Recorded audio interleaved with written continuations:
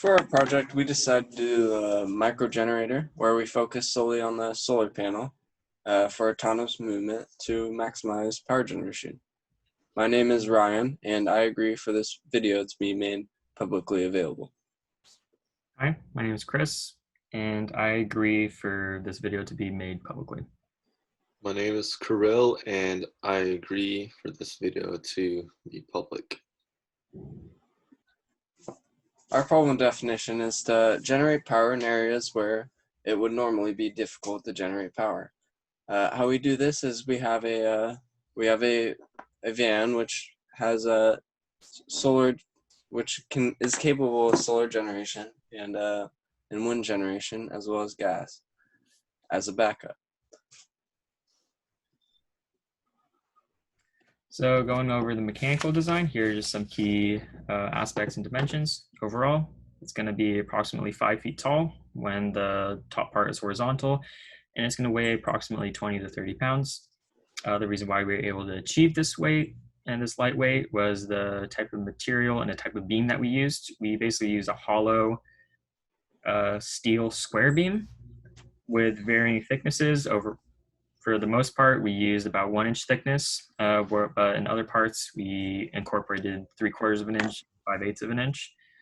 The reason why we chose steel, it was strong, easily accessible, cheap in terms of cost, and easy to work with when we had to apply fasteners and weld it together. Talking about the overall design of it, we have a static base, and eventually that's where the solar mount will be installed on the flatbed with a dynamic mounting system for the top portion. And that top portion is capable of rotating about 2 axes. So it'll give it a wide range of motion to cover most of the day for sun tracking. And that's going to be capable of externally installed linear actuators.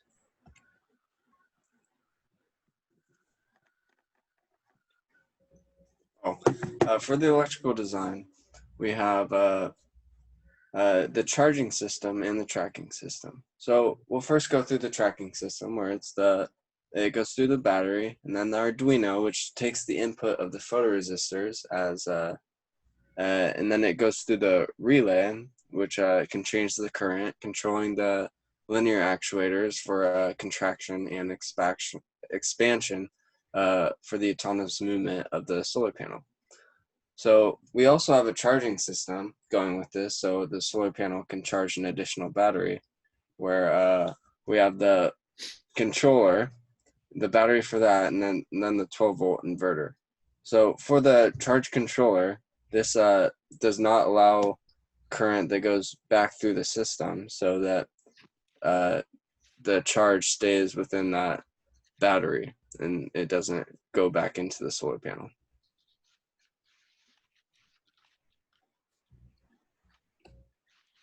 This is the programming design. The tracking system uses sun sensors for input to communicate to the actuators. Basically, how it works is when the sensors detect sun, high resistor values are passed to the Arduino, and depending on those values, it will control the actuators. The design we chose to detect sun is by using a border and to divide each of the photoresistors, as you can see on this photo. So when there is shade on one of the photoresistors, it will communicate to the actuators to move. All right, the sensors are looped through 3 if statements. For the first if statement, if 2 photoresistors detect the sun, the Arduino says nothing.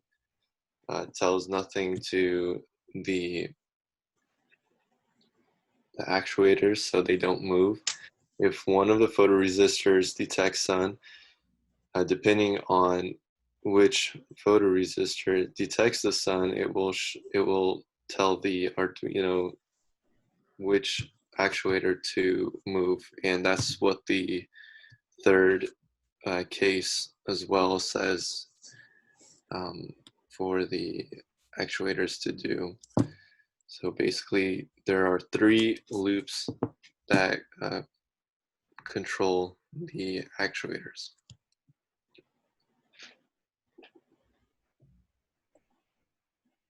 So this next clip is going to be a demonstration of the final product that we were able to complete at the time of this recording. Yep. So these are the photoresistors that control the motors.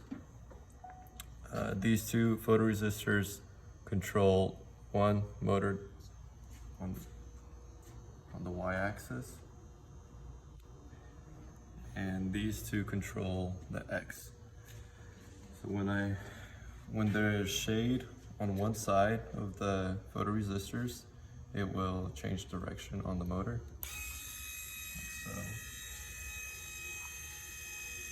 And when there's shade on 2 photoresistors, like on the X and Y axis, it will move both motors.